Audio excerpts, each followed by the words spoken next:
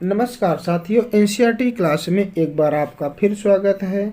इस समय हम लोग लगातार क्लास 8 की एनसीईआरटी पढ़ रहे हैं, जिसमें ज्योग्राफी सब्जेक्ट को डिस्कशन कर रहे हैं। इसके पहले हम लोग चैप्टर 4 को पढ़ चुके हैं। चैप्टर 4 में हम लोग कृषि को पढ़ा था। आज हम लोग पढ़ने वाले हैं चैप्टर नंबर 5 को पढ़ेंगे। 5 जिसका नाम है उद्योग। उद्योग पर आधारित यह चैप्टर है। तो आइए आज की क्लास की शुरुआत करते हैं। सबसे पहले इसमें देखेंगे, इसमें सबसे पहले दिया गया है कि यहाँ तक इसमें सबसे पहले ये दिया गया है कि जो एक तरह से देखा जाए तो जो हमारी बुक है, हमारे पास जो किताबें आ रही हैं, जिसे हम ले रहे हैं, तो पढ़ रहे हैं, देख रहे हैं, खरीद रहे हैं, तो किस प्रकार से आ रही हैं, वो कहीं ना कहीं देखा जाए तो वो सीधे हमारे हाथ में नहीं आ रही हैं। वह एक निर्माण प्रक्रिया के द्वारा आ रही। कैसे निर्माण प्रक्रिया है कि पहले उसे क्या किया जाए है, सबसे पहले उसका क्या हुआ, लंबी प्रक्रिया के बाद आपके पास पहुंचती हैं। कैसे पहुंचती है ऐसे समझिए, जैसे मान लीजिए पौधे हैं, पौधे से क्या बनाई जाएगी, लुगदी बनाई जा रही है, और लुगदी बनाने के बाद उसे फैक्ट्रियों में ले जा करके मैन्युफैक्चरिंग करके उसमें एक तरह से इंक के द्वारा प्रिंट करके तब हमारे पास आ रही है। तो ध्यान देना, यही में इसमें बताया गया है कि कास्ट को, लुगदी को रासायनिक द्रव्य के साथ मिलाया जाता है, मशीनों के साथ कागज़ के रूप में परिवर्तित किया जाता है, कागज़ प्रेस में जाता है जहां रसायन से निर्मित स्याही का इस्तेमाल से रेखाएं छापी जाती हैं। उसके उपरांत अभ्यास पुस्तिका के रूप में बनकर बिक्री के लिए बाजार में भेजा जाता है, तब यह हाथों में हमारे पहुंचती है। तो किस प्रकार से देखा जाए तो जो हमारे पास बुक आ रही है वो एक पौधे से, किस प्रकार से पौधे से प्राप्त होकर के और प्रक्रिया के रूप में आ रही है। तो जो यह प्रक्रिया आ रही है, कल के हम लोगों ने कल के चैप्टर में यही पढ़ा था कि जो यह आ रही है यह किस प्रकार की, यह द्वितीयक विनिर्माण की प्रक्रिया है। द्वितीयक क्यों है? क्योंकि जो पौधे जब तैयार हुआ तो प्राथमिक स्रोत है जो प्रकृति के द्वारा तैयार हुआ, लेकिन अब उसमें जो उसको काटने के बाद जो उसमें मैन्युफैक्चरिंग की जा रही है, उसका जो है कार्य किया जा रहा है, वह क्या आएगा, वह द्वितीयक क्रियाकलाप कहलाएगा। द्वितीयक क्रियाकलाप क्या है? कच्चे माल को लोगों के लिए अधिक मूल्य के उत्पाद के रूप में परिवर्तित किया जाना, जैसा कि लुगदी को कागज के रूप में, कागज का अभ्यास पुस्तिका के रूप में विनिर्माण प्रक्रिया के 2 चरणों को प्रदर्शित किया गया है। ये होता है कि मतलब किसी चीज़ को, कच्चे माल को किस तरह से तैयार करना है। अब आगे बढ़ते हैं, उद्योग को देखते हैं। उद्योग का संबंध गतिविधि से है जो कि वस्तुओं के उत्पादन, खनिज के निष्कर्षण अथवा सेवाओं की व्यवस्था से संबंधित है। इस प्रकार लोहा और इस्पात उद्योग वस्तुओं के उत्पादन से संबंधित है। कहने का तात्पर्य है कि कोई भी उद्योग जो हो सकता है वो किस लिए लगा रहे हैं भाई, उद्योग कोई भी लगाएगा तो उद्योग किस लिए हो सकता है, वो आर्थिक मतलब पैसे के लिए, धन के लिए तो हो सकता है। ऐसा थोड़ी ना उद्योग लगाएगा और उससे उसे नुकसान हो, वो धन के लिए हो, आर्थिक जो है उसे लाभ हो सके। और वह जो है उद्योग किस प्रकार से हो सकता है, उत्पादन का हो सकता है, खनिज के हो सकता है, सेवाओं के हो सकता है, इन्हीं से संबंधित हो सकता है। लौह उद्योग हो सकता है, इस्पात उद्योग हो सकता है, कोयला खनन का उद्योग हो सकता है जो धरती से निकालने से संबंधित है, पर्यटन सेवा से संबंधित भी उद्योग हो सकता है। कोई भी उद्योग हो सकता है। अच्छा, कोई उद्योग हो सकता है तो क्या उद्योग कई प्रकार के हैं? जी, उद्योगों का वर्गीकरण अब देखते हैं क्या प्रकार है उद्योगों का। उद्योगों का वर्गीकरण कच्चा माल, आकार और स्वामित्व के आधार पर किया जाता है। किस आधार पे? सबसे पहले किस में दिए गए? कच्चा माल, आकार और स्वामित्व के आधार पे। अर्थात देखा जाए जैसे कच्चा माल क्या हो, जैसे कपास का कच्चे माल हो जाना, गन्ने का हो जाना, और उसके बाद क्या आकार क्या है, उसकी लंबाई चौड़ाई किस प्रकार से, स्वामित्व मतलब उसका मालिकाना हक किसके पास है, इसी के आधार पे दिया गया है। तो सबसे पहले हम लोग देखेंगे कच्चे माल के बारे में देखते हैं। इसमें है कच्चे माल के उद्योग के आधार पर कृषि आधारित, खनिज आधारित, समुद्र आधारित और वन आधारित हो सकते हैं। कहने का तात्पर्य है कि कच्चे माल में सबसे पहले क्या दिया है, कृषि। कृषि में भी जैसे कपास को ले लीजिए, कच्चा माल हो गया। हाँ, उसमें खनिज आधारित क्या हो सकता है, जो खनिज पाए जाते हैं वो भी तो कच्चे रूप में। समुद्र से जो चीज़ें निकाली जाती है वो भी कच्चे के रूप में हो सकते हैं। वन से, जैसे पौधे से जो कागज़ बनाया जा रहा है, तो पौधा किस रूप में, एक तरह से कच्चा माल है, फिर उसे तैयार किया जाता है। तो कई आधारों पर कच्चा माल हो सकता है। अगला देखेंगे, कृषि पर आधारित उद्योग। अब देखते हैं कृषि पर आधारित उद्योग क्या। कृषि पर आधारित उद्योगों के कुछ उदाहरण दीजिए। लिखा है कृषि पर आधारित उद्योग। हाँ, कच्चे माल के रूप में वनस्पति और जंतु आधारित उत्पादों का उपयोग करते हैं, जैसे खाद्य संसाधन, वनस्पति तेल, सूती वस्त्र, डेयरी उत्पाद, चर्म चमड़े उद्योग कृषि पर आधारित उद्योगों के उदाहरण हैं। मतलब कृषि से ही तो ये सब पैदा होता है। वनस्पति या तेल कहाँ से मिलेंगे, कृषि पर है। सूती वस्त्र जो कॉटन है, वो कपास कहाँ से मिलेगी, कृषि से ही मिलेगी। अगला है खनिज आधारित उद्योग। खनिज आधारित उद्योग क्या होता है, खनिज अयस्कों का उपयोग कच्चे माल के रूप में करते हैं। इन उद्योगों के उत्पाद अन्य उद्योगों का पोषण करते हैं। मतलब कहने का कि जो खनिज वाला है, अयस्क से निर्मित लोहा खनिज आधारित उद्योग का उत्पादन है। यह कई अन्य उत्पादों के विनिर्माण के लिए कच्चे माल के रूप में प्रयुक्त किया जाता है, जैसे भारी मशीनें, भवन निर्माण सामग्री तथा रेल के डिब्बे बनाने में। कहने का तात्पर्य है इसमें कि जो खनिज पर आधारित उद्योग हैं उनको जो है इस प्रकार से निकाला जाता है और उनसे कई निर्माण सामग्री बनाई जाती है। ध्यान रहे ये सब कैसे हम लोग उद्योग पढ़ रहे हैं, जो कच्चे माल से आधारित होते हैं, जो कच्चे माल पर प्राप्त होते हैं। तो क्या खनिज से, कच्चे माल से खनिज जो है कच्चे माल के रूप में मिलता है, जी मिलता है, जो उदाहरण है। अब देखेंगे जो कच्चा माल है वो समुद्र से कैसे होता है, जैसे सागरों महासागरों से प्राप्त उत्पादों का उपयोग कच्चे माल के रूप में करते हैं। समुद्री खाद्य प्रसंस्करण उद्योग और मत्स्य तेल निर्माण इसके। अच्छा, जैसे मछली पालन हो गया, जो मछली का तेल हो गया, तो हमें कैसे मिल रहा है, कहीं ना कहीं ये समुद्र पर ही आधारित है, क्योंकि मछलियाँ वहीं पर पाई जाती हैं। तो ये हो गया कच्चे माल के रूप में समुद्र पर आधारित उद्योग।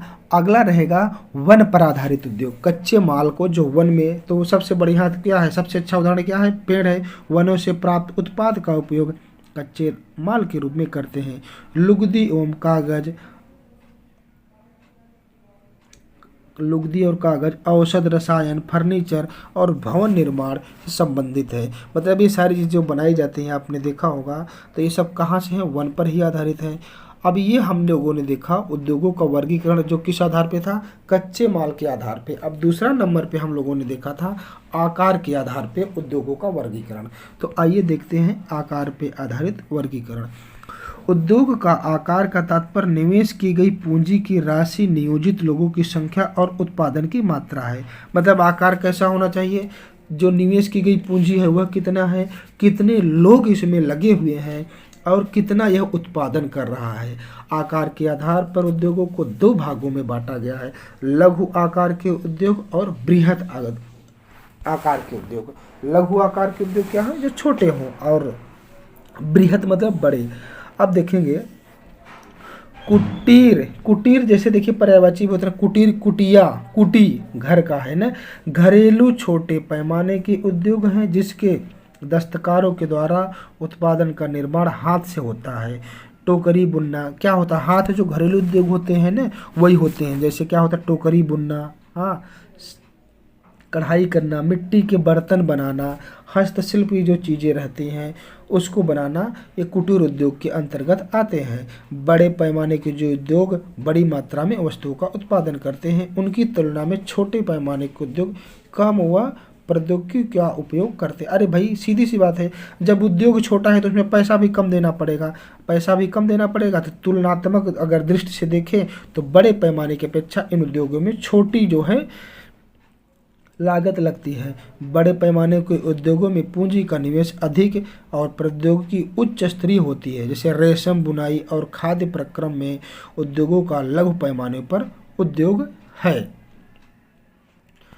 थोड़ा सा आगे देखते हैं, हाँ यहाँ पर ऑटोमोबाइल और भारी मशीनों का उत्पाद बड़े पैमाने के उद्योग हैं। जो ऑटोमोबाइल और मशीन वाला है भारी माने जाते हैं। अब इसे मखाना बनाना, मखाना कैसे बनाया जा रहा है? ये तालाब से जो कमल के फूल होते हैं उनके बीजों को निकाला जाता है, फिर उन्हें जो है पकाया जाता है और उनसे तैयार हो जाता है।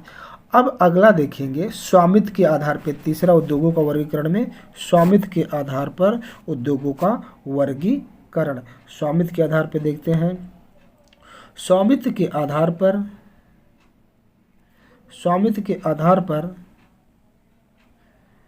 उद्योगों को निजी क्षेत्र, राज्य स्वामित्व अथवा सार्वजनिक क्षेत्र, संयुक्त क्षेत्र और सहकारी क्षेत्रों में वर्गीकृत किया गया। यहाँ थोड़ा सा इम्पोर्टेंट बात समझना है कि जो स्वामित्व के आधार पे है, स्वामित्व के आधार पे उद्योगों को कई भागों में बांटा गया है ना। जैसे देखिए, अगर इसमें देखा जाए स्वामित्व का क्या होता है, सबसे पहला है निजी क्षेत्र। निजी क्षेत्र क्या होता है? निजी क्षेत्र एक तरह से देखा जाए तो इसका स्वामित्व खुद जो संचालक होता है वही रहेगा। हाँ, और वहीं पे अगर देखा जाए तो सार्वजनिक जो क्षेत्र है, सार्वजनिक क्षेत्र या स्वामित्व क्षेत्र कैसा होता है? जिसमें जो जिसका संचालक क्या होता है, या तो सरकार के द्वारा हो सकता है स्वामित्व के रूप में, जैसे जो है इसमें रहेगा। अगला जो है संयुक्त क्षेत्र है, संयुक्त और सहकारी क्षेत्र। तो संयुक्त या सहकारी क्षेत्र क्या होता है? इसका जो है संचालन ये कच्चे माल में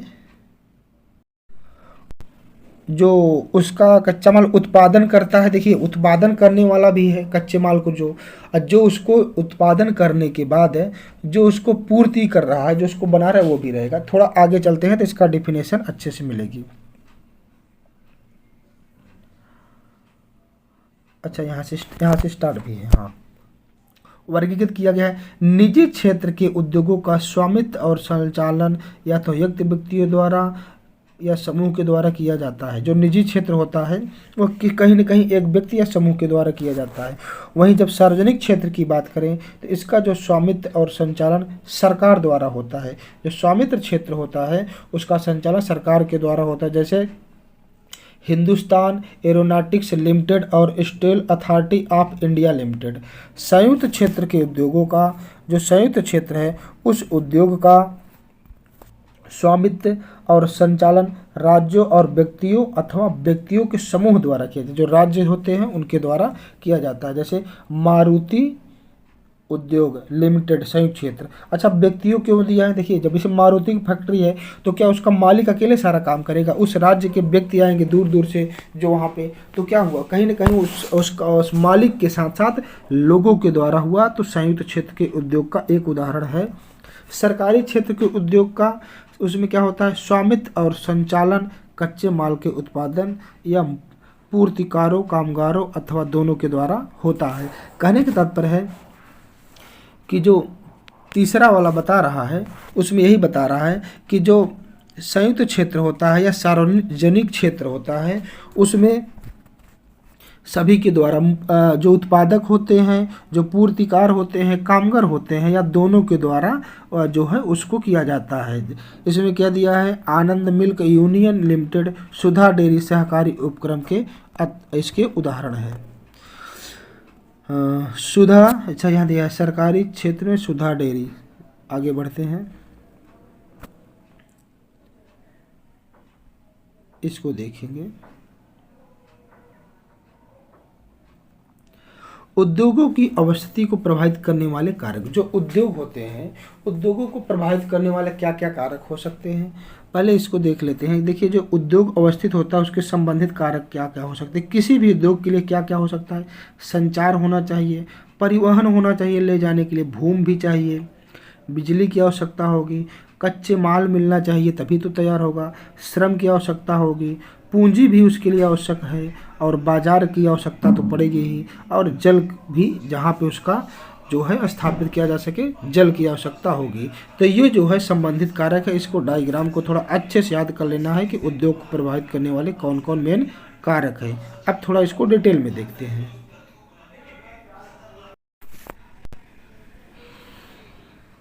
वे कारक जो उद्योगों की अवस्थिति को प्रभावित करते हैं। कच्चे माल की उपलब्धता, भूमि, जल, श्रम, शक्ति, पूंजी, परिवहन और बाजार हैं।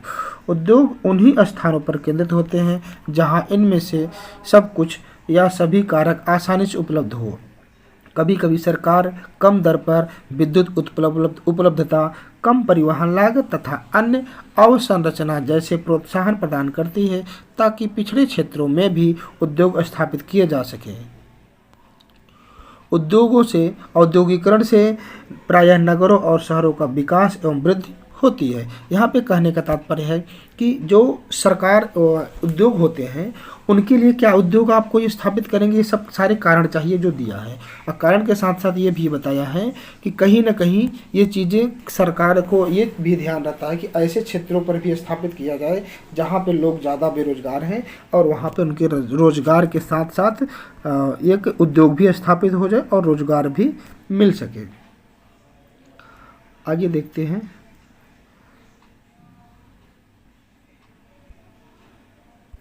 औद्योगिक तंत्र। औद्योगिक तंत्र में निवेश, प्रक्रम और निर्गत शामिल हैं। निवेश में कच्चे माल, श्रम और भूमि की लागत, जल की उपलब्धता, परिवहन, विद्युत और अन्य अवसंरचना शामिल है। प्रक्रम में कई तरह के क्रियाकलाप शामिल हैं जो कच्चे माल को परिष्कृत माल में परिवर्तित करते हैं। निर्गत अंतिम उत्पाद और इससे अर्जित आय है। सूती वस्त्र उद्योग के संदर्भ में कपास, मानव श्रम, कारखाना और परिवहन लागत निवेश हो सकते हैं।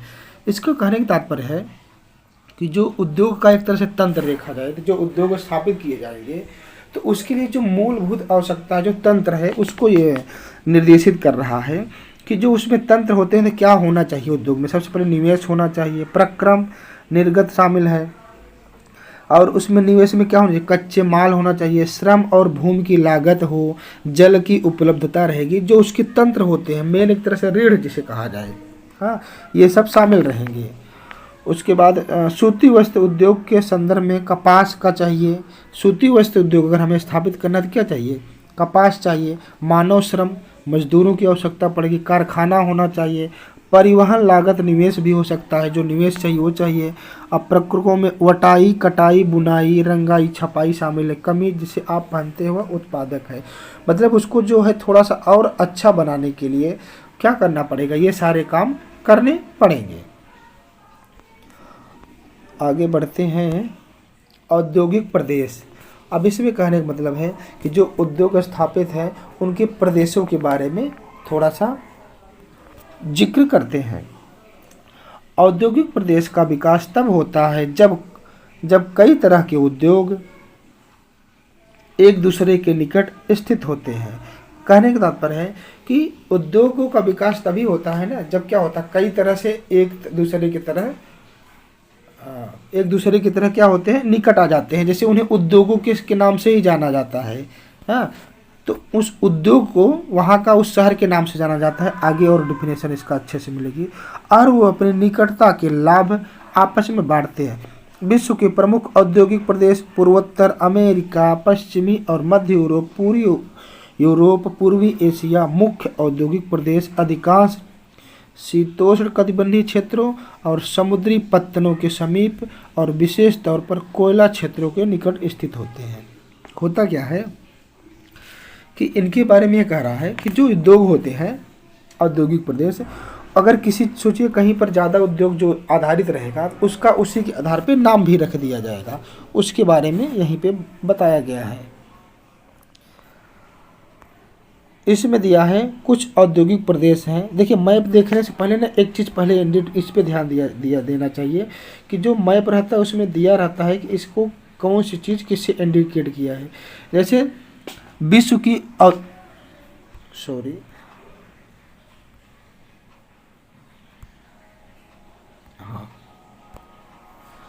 जैसे इसमें दिया है यहाँ पे दिया है विश्व की औद्योगिक पट्टी और औद्योगिक प्रदेश। जो औद्योगिक प्रदेश हैं उसके बारे में, विश्व के बारे में दिया है, जो विश्व के हैं। जैसे देखिए यहाँ देखिए ये दक्षिणी अमेरिका के कुछ क्षेत्र हैं, दक्षिणी अमेरिका के कुछ क्षेत्र हैं, और उत्तरी अमेरिका में जैसे देखिए डेनवर, डेनवर है, ये फोनिक्स है।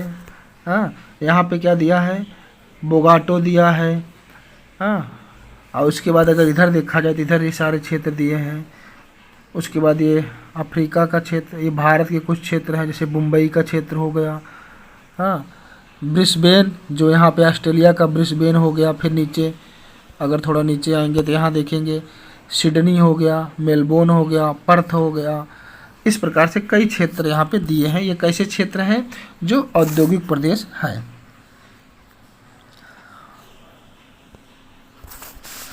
भारत में अनेक औद्योगिक प्रदेश है, जैसे मुंबई, पुणे समूह, बंगलौर, तमिलनाडु प्रदेश, हुगली, अहमदाबाद, वडोदरा, छोटा नागपुर औद्योगिक प्रदेश, विशाखापट्टनम, गुटरू औद्योगिक प्रदेश, गुड़गांव, दिल्ली, मेरठ औद्योगिक प्रदेश और कोल्लम, तिरुवनंतपुरम औद्योगिक प्रदेश। ये भारत के कुछ औद्योगिक प्रदेश हैं। यहाँ यहाँ पे एक इसको आप बहुत बार देख चुके होंगे। यहाँ पे एक दिया है, इसको थोड़ा देख लेते हैं। यहाँ से इम्पोर्टेंट 2-3 बातें निकल के आएंगी। पहली बात है, यह है किसका है,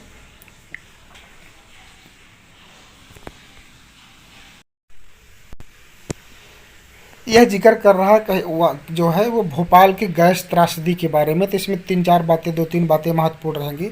थोड़ा सा देख लेते हैं, उसके बाद महत्वपूर्ण बातें देखते हैं।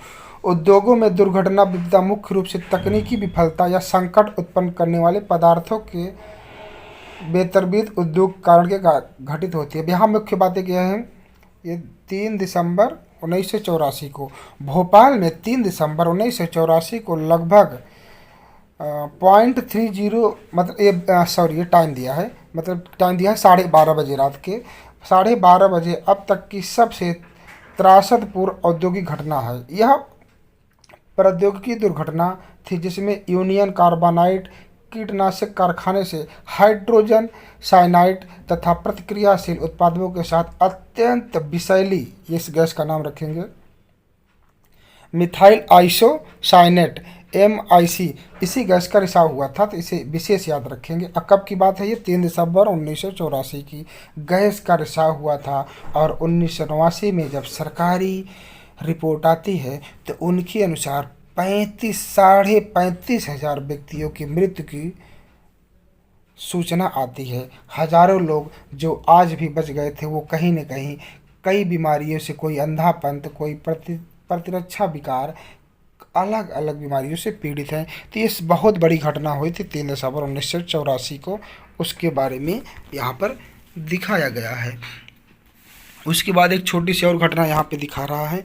ये कहाँ की घटना है, यह है 22 दिसंबर 2005 में चीन के गाँव कायो चोंगिंग के गैस कूप विस्फोट में, जिसमें 243 लोगों की मृत्यु तथा 9,000 लोग दुर्घटनाग्रस्त हो गए थे।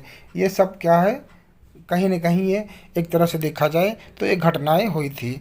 जोखिम कम करने के उपाय ये छोड़िए, इम्पोर्टेंट नहीं है। आग की चेतावनी, अग्निशमन की व्यवस्था को, मतलब वहाँ की व्यवस्था को कंप्लीट बना के रखना। अगर थोड़ा सा देखना आप देख सकते हैं यहाँ से आप, बाकी इसको हम स्किप कर दे रहे हैं। आगे चलते हैं। इसमें एक पॉइंट दिया, इसको देख लेते हैं। उभरते हुए उद्योग सनराइज उद्योग के नाम से भी जाने जाते हैं। इसमें सूचना प्रौद्योगिकी, स्वास्थ्य लाभ, सत्कार तथा ज्ञान से संबंधित उद्योग शामिल हैं। अगला पॉइंट, अब यहाँ शुरुआत करते हैं प्रमुख उद्योगों का विवरण। विश्व के प्रमुख उद्योग लोहा इस्पात, सूती वस्त्र, सूचना प्रौद्योगिकी उद्योग हैं। मतलब जो विश्व उद्योग हैं किस प्रकार से हैं, पहला हो गया लोहा इस्पात, सूती वस्त्र और सूचना उद्योग। लोहा इस्पात उद्योग और वस्त्र उद्योग काफ़ी पुराने उद्योग हैं। जो लोहा और वस्त्र है काफ़ी पुराने हैं, जबकि सूचना उद्योग एक नया उभरता हुआ उद्योग है। वे देश जिसमें लोहा इस्पात उद्योग अवस्थित हैं, लोहे वाले उद्योग देश कौन कौन हो गए, जर्मनी, संयुक्त राज्य अमेरिका, चीन, जापान, रूस हैं। वस्त्र में भारत, हांगकांग, दक्षिण कोरिया, जापान, ताइवान संकेतित हैं। सूचना प्रौद्योगिकी उद्योग के मुख्य केंद्र कौन है, मध्यवर्ती कैलिफोर्निया के सिलिकॉन घाटी और भारत के बेंगलुरु को। आप देखेंगे कि भारत के बेंगलुरु को क्या बोला जाता है, सिलिकॉन घाटी इसीलिए बोला जाता है। आगे बढ़ते हैं, लोहा इस्पात उद्योग। अब इसको देखेंगे। सबसे पहले यहाँ दिखाया है कि लोहा की कैसे बनता है, प्रगलन। यह एक ऐसी प्रक्रिया है जिसमें धातुओं को उसके अयस्क द्वारा गलनांक बिंदु से अधिक तपाकर निष्कासित किया जाता है। मतलब धातुओं को, कई तरह के धातुओं को उनको यहाँ रख करके और उन्हें तपाया जाता है, और तपाने के बाद एक जो तैयार होता है वह क्या हो जाता है, लोहा मिलता है। उसी के बारे में ये बता रहा है। तो आइए देखते हैं।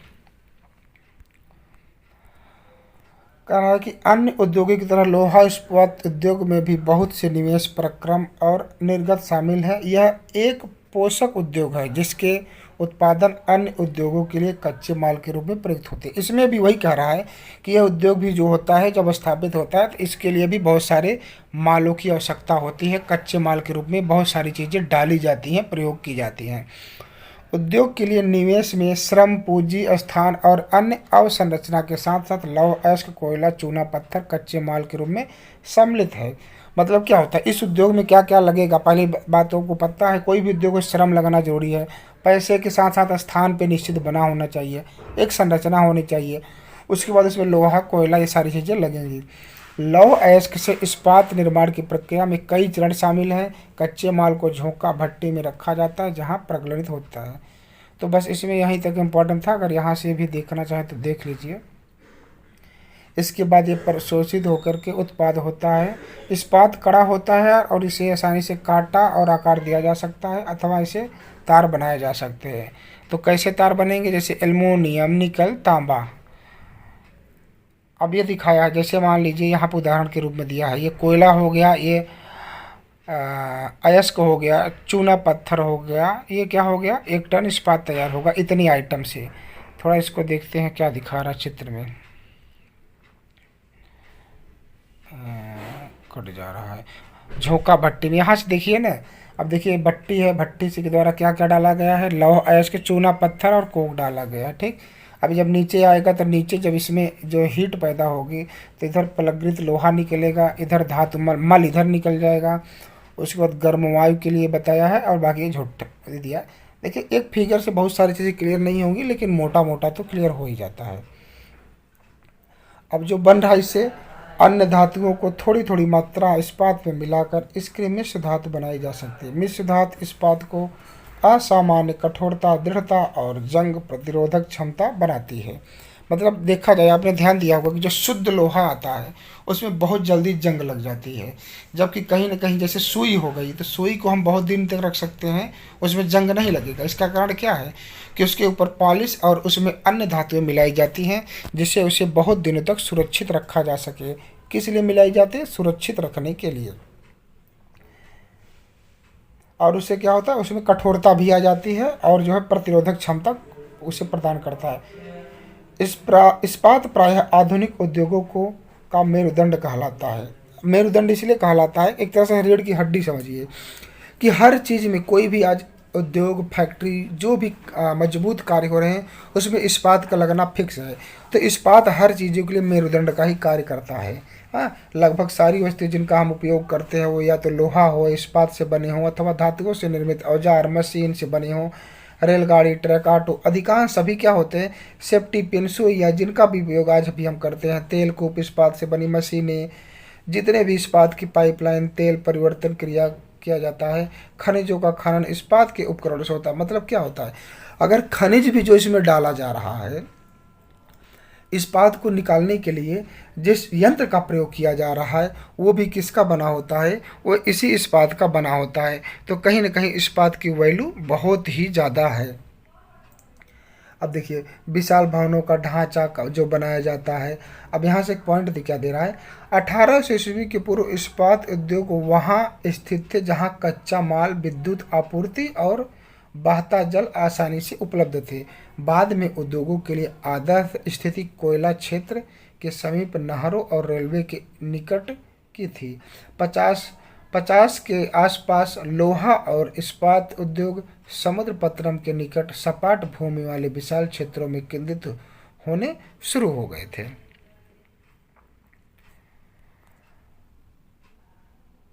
शुरू हो गए थे। ऐसा इसलिए हुआ क्योंकि इस्पात निर्माण का कार्य इस समय तक बहुत विशाल हो गया और लौह अयस्क विदेशों से आयात करना पड़ता था। भारत में लोहा इस्पात उद्योग, कच्चा माल, सस्ते श्रमिक, परिवहन और बाजार। यहाँ से थोड़ा समझ लेते हैं क्या कह रहा पहले, कि ये क्या हुआ कि उस समय जब जब भारत में कहीं न कहीं आवश्यकता बढ़ी तो उसका जो है इम्पोर्ट कर किया जाने लगा। तो इम्पोर्ट किया जाने लगा तो क्या होगा, जब विदेशों से इम्पोर्ट होगा तो कहाँ करना पड़ेगा। ऐसे में क्या है, बहुत से जैसे देखिए ना, अब यहाँ 1950 अब तक का सर्वोत्तम अवस्था थी, ये कम ही थी। अब इसे समुद्र किनारे रखने से क्या होगा कि आसानी से इसे ले आने और ले जाने में समस्या नहीं होगी।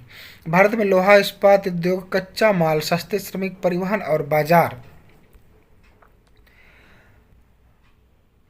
का लाभ लेते हुए विकसित हुए सभी महत्वपूर्ण इस्पात उत्पाद केंद्र। जैसे अब भारत के कुछ महत्वपूर्ण इस्पात केंद्र दिया है, उसको देख लेते हैं। जैसे क्या है,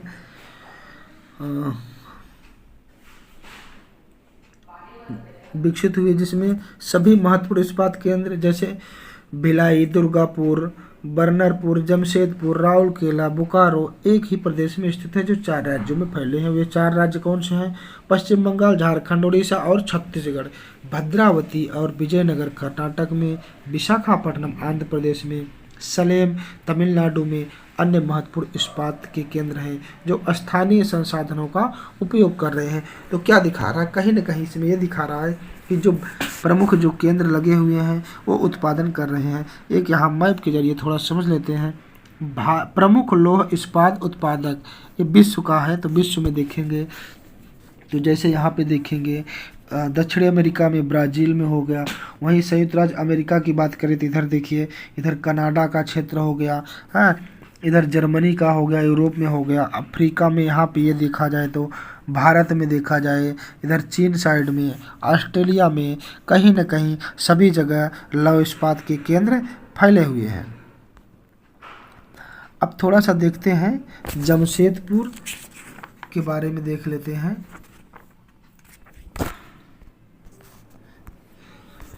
थोड़ा शॉर्टकट में अब चलते हैं।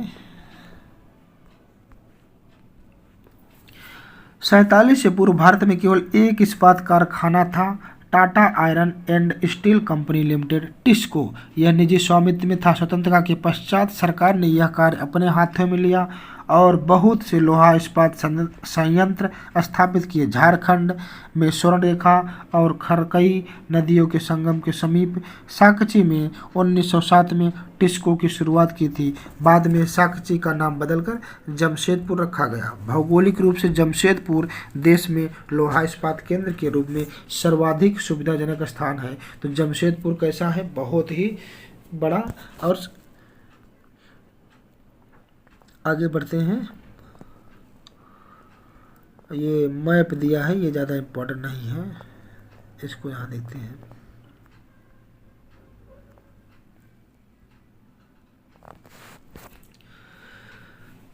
साकची को कई कारणों से इस्पात संयंत्र स्थापित करने के लिए चुना गया। यह स्थान बंगाल नागपुर रेलमार्ग पर काली माटी स्टेशन से मात्र 32 किलोमीटर की दूरी पर था।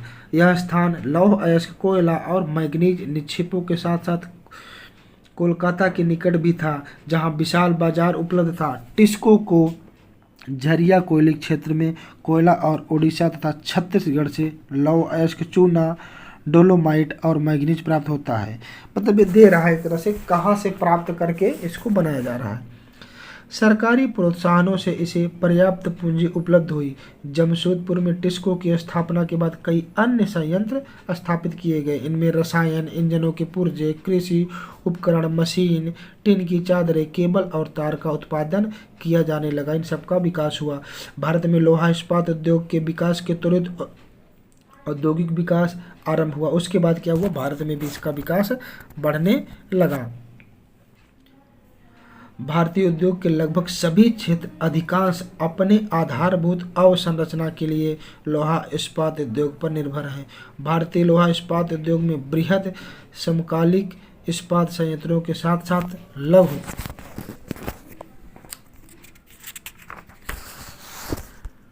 इस्पात भी सम्मिलित है। इनमें द्वितीयक उत्पादन, रोलिंग मिल और सहायक उद्योग। द्वितीयक उत्पादक तो समझ ही गए, कच्चे माल को ले आकर के तैयार करना, वो द्वितीयक उत्पादक कहलाता है। अब एक दिया है, स्थान दिया है, कौन सा स्थान है, स्थान का नाम है, पूरा एक बार में आ जाएगा तो सही रहेगा यहाँ से। हाँ, पिट्सबर्ग, यह अमेरिका का स्थान है, आपको पहले से भी पता होगा। अमेरिका का महत्वपूर्ण नगर है। पिट्सबर्ग के इस्पात उद्योग की स्थानीय सुविधा उपलब्ध है। कच्चा माल जैसे कोयला पिट्सबर्ग में ही उपलब्ध है, क्योंकि वहाँ पे खुद उपलब्ध है, जबकि लोहा अयस्क मिनेसोटा की लोहे की खानों से प्राप्त होता है। पिट्सबर्ग में लगभग 1500 किलोमीटर दूर है। इन खानों और पिट्सबर्ग के बीच नौ परिवहन का सर्वोत्तम मार्ग ग्रेट लेक्स जलमार्ग आता है। नौ परिवहन मतलब जलमार्ग हुआ। यह अयस्क के नौ परिवहन हेतु सस्ता मार्ग है। वैसे भी देखा जाए तो अगर आज भी सबसे सस्ता रेल मार्ग कौन सा, परिवहन का मार्ग जलमार्ग ही माना जाता है। ग्रेट लेक्स पीटर्सबर्ग क्षेत्र तक लौह अयस्क रेलगाड़ियों से ले जाया जाता है। इसको थोड़ा आगे बढ़ते हैं, यहाँ से देखते हैं। इसमें कुछ इम्पोर्टेंट पॉइंट दिया है। आज पिट्सबर्ग में बहुत कम बड़ी इस्पात मिलें हैं। ये मिल पिट्सबर्ग के ऊपर मोनोगहेला और एल्गनी नदी की घाटियों में तथा पिट्सबर्ग के नीचे ओहियो नदी के सहारे स्थित है। परिष्कृत इस्पात स्थल और जल दोनों मार्गों द्वारा बाजार में भेजा जाता है। यहाँ पे देखते हैं,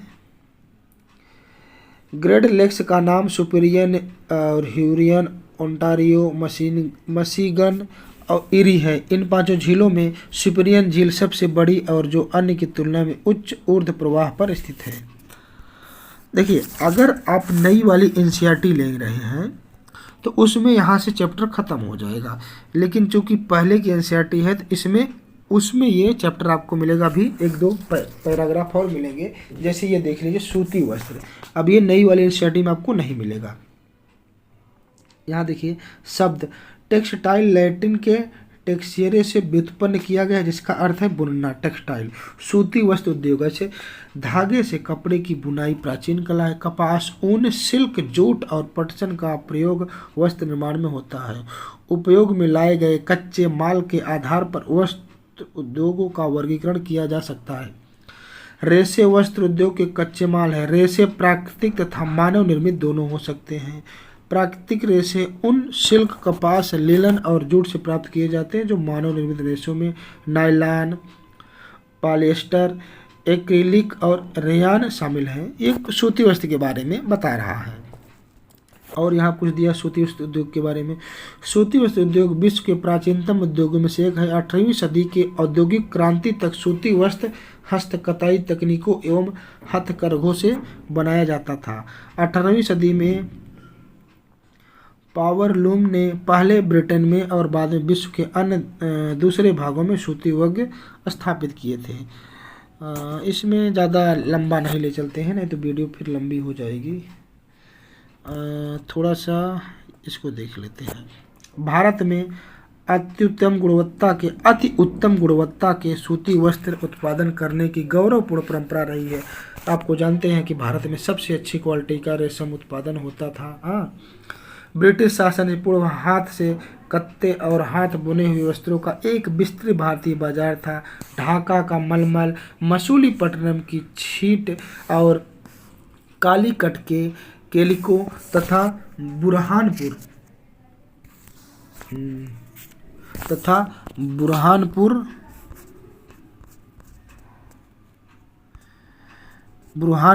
सूरत व वडोदरा के सुनहरी जरी, ये सब थोड़ा सा इम्पोर्टेंट है, देख लेते हैं। जरी के काम वाले सूती वस्त्र गुणवत्ता और डिजाइनों के लिए विश्वविख्यात थे, लेकिन हाथ के बने होने के कारण सूती वस्त्र का उत्पादन महंगा और बनने में अधिक समय लगता था। इसलिए परंपरागत सूती वस्त्र उद्योग पश्चिम के नए वस्त्र मिलों से प्रतिस्पर्धा नहीं कर पा रहे थे। कहने का तात्पर्य है कि देखिए, हाथ से बनाने पर मेहनत भी अधिक लगती थी, और चूंकि सूती वस्त्र है तो उसमें कहीं न कहीं खर्च भी अधिक ज़्यादा होता था। और वहीं पर क्या होता, जो पश्चिम में थे वो मशीनों से बनाए जाते थे, तो उसमें शुद्धता, चमक और ज़्यादा अच्छे दिखते थे। तो क्या हुआ, उसका टक्कर नहीं ले पाया। इसलिए अच्छी गुणवत्ता वाले वस्त्रों का निर्माण यंत्रीकरण औद्योगिक यूनिट में करते थे। पहली सफल यंत्रीकृत वस्त्र मिल मुंबई में, देखिए मुंबई में स्थापित की गई। कोष्ण आर्द्र जलवायु मशीन आयात के लिए पत्तन, कच्चे माल की उपलब्धता और दक्ष श्रमिक इस प्रदेश में इस उद्योग के द्रुत फैलाव में सहायक रहा। आगे बढ़ते हैं। यहाँ एक मैप दिया है, ये किस चीज़ का है, प्रमुख सूती वस्त्र। तो इसमें प्रमुख सूती वस्त्र सभी देखेंगे। भारत में देखिए तो यहाँ कई जगह हैं। हाँ, इधर देखिए चाइना वाले साइड हो गया, यूरोप में इधर देख लीजिए, अफ्रीका में ज़्यादा नहीं दिखाई दे रहे हैं, दक्षिणी अमेरिका, उत्तरी अमेरिका में दिखाई दे रहा है, ऑस्ट्रेलिया में नहीं दिखाई दे रहा है। ये इम्पोर्टेंट पॉइंट है। देश में प्रथम वस्त्र उद्योग 1818 ईस्वी में कोलकाता के समीप फोर्ट गैलेस्टर में स्थापित हुआ था, लेकिन कुछ समय बाद यह बंद हो गया था। तो ये थोड़ा सा इसको ध्यान देंगे।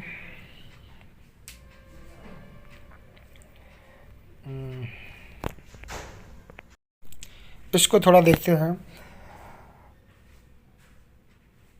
पहली सफल यंत्रीकृत वस्त्र मिल मुंबई में 1854 में स्थापित की गई थी। 1854 में स्थापित की गई थी। कोष्ण, अच्छा इसको देख चुके हैं भाई, आगे बढ़ते हैं। इसको थोड़ा यहाँ देख लेते हैं। कोयम्बटूर, कानपुर, चेन्नई, अहमदाबाद, बम्बई, कोलकाता, लुधियाना, पांडिचेरी, पानीपत कुछ अन्य महत्वपूर्ण भी केंद्र रहे हैं। हाँ, अब देखते हैं अहमदाबाद के बारे में। भारतीय वस्त्र उद्योग के कुल उत्पादन का लगभग 1/3 हिस्सा निर्यात किया जाता है। हाँ, अहमदाबाद गुजरात में साबरमती नदी के तट पर स्थित है। 1859 में यहाँ पहली सूती मिल स्थापित की गई थी। 1859 में यह यथाशीघ्र मुंबई के बाद भारत का दूसरा सबसे बड़ा वस्त्र निर्यात नगर बन गया। अहमदाबाद को प्रायः भारत का मैनचेस्टर भी कहा जाता है, आप पहले से जानते हैं। अनुकूल अवस्थिति कारण अहमदाबाद में सूती वस्त्र के विकास में सहायक थे। अहमदाबाद कपास उत्पादन करने वाले क्षेत्र के बहुत निकट स्थित था। यहाँ कच्चा माल आसानी से उपलब्ध होता था। जलवायु कताई और बुनाई के लिए आदर्श थी। मतलब यहाँ पे क्या है, अहमदाबाद में जो मिल लगी थी वहाँ पे सबसे बड़ी सुविधा क्या थी कि वहाँ पे कच्चे माल की उपलब्धता आसानी से हो जाती थी ना। सुविकसित सड़कें और रेल मार्ग, जल सूती वस्त्र को देश के विभिन्न भागों में भेजा जाता था। इस तरह बाजार का सरल पहुंच उपलब्ध है। नज़दीक में बम्बई पत्तन से मशीन का आयात करने और सूती वस्त्र के निर्यात की सुविधा दी गई थी। मुंबई जो ये अहमदाबाद के बारे में बताया गया है। परंतु हाल के वर्षों में अहमदाबाद की सूती मिलों की कुछ समस्याएं हैं। बहुत से वस्त्र मिल बंद हो चुके हैं। देश के नए वस्त्र केंद्रों का विकास और अहमदाबाद की मिलों में मशीन प्रौद्योगिकी का नवीनीकरण न होना इसका प्रमुख कारण है। अब अगला देखते हैं ओसाका। ये लास्ट पैराग्राफ रहेगा इस चैप्टर का, थोड़ा सा इसको देख लेते हैं, ज़्यादा नहीं। ओसाका जापान का एक महत्वपूर्ण वस्त्र केंद्र है। यह जापान का मैनचेस्टर के नाम से भी जाना जाता है। ओसाका के में सूती वस्त्र उद्योग का विकास कई भौगोलिक कारणों से हुआ है। ओसाका के चारों ओर से विस्तृत मैदान सूती वस्त्र मिलों के विकास के लिए आसानी से भी उपलब्ध सुनिश्चित कराता है। कोष्ण आर्द्र जलवायु कताई व बुनाई के लिए बहुत ही उपयुक्त है। ये उसके बारे में यहाँ पर क्या और चीज़ है, श्रमिक आसानी से उपलब्ध हो जाते हैं और पत्तन को ले जाने की जो है कपास को आयात करने वस्त्रों की कताई बुनाई की सुविधा भी आसानी से उपलब्ध है। ओसाका वस्त्र उद्योग पूर्णतः आयात कच्चे मालों के ऊपर निर्भर है ना। यहाँ पे कच्चे माल बहुत मात्रा में कपास मिस्र, भारत, चीन और यूरोप से आयात की जाती है। परिष्कृत उत्पाद अधिकांश निर्यात किया जाता है। उच्च गुणवत्ता और कम मूल्य की वजह से उसका एक अच्छा बाजार है। यद्यपि देश के एक महत्वपूर्ण उद्योग है, लेकिन हाल ही में ओसाका के सूती वस्त्र उद्योगों का स्थान अन्य उद्योग जैसे लौह इस्पात, मशीनरी, जहाज रानी, ऑटोमोबाइल, विद्युत उपकरण और सीमेंट लेते जा रहे हैं। मतलब कहा जा रहा है कि जो ओसाका था, जो पहले कहीं न कहीं एक महत्वपूर्ण इसका निर्माण, सूती वस्त्र का निर्माण का केंद्र था, वही अब धीरे धीरे वह क्या होता जा रहा है, वह उसके स्थान पे ये सारी चीज़ें लेते जा रहे हैं, मशीनरी लेते जा रहे हैं। तो आज का चैप्टर यहाँ से समाप्त हुआ है। ये क्वेश्चन आंसर है, अगर आपको टाइम रहेगा तो इसको जरूर एक बार कर लीजिएगा आप खुद से। हाँ, तो आज की क्लास यहाँ से समाप्त होती है।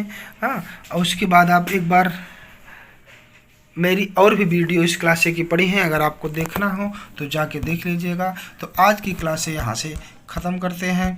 आई होप आपको ये वीडियो पसंद आया होगा, और पसंद आएगा तो लाइक और सब्सक्राइब ज़रूर कीजिएगा। आज के लिए बस इतना ही, अगले वीडियो में फिर आपसे मिलेंगे, तब तक के लिए धन्यवाद।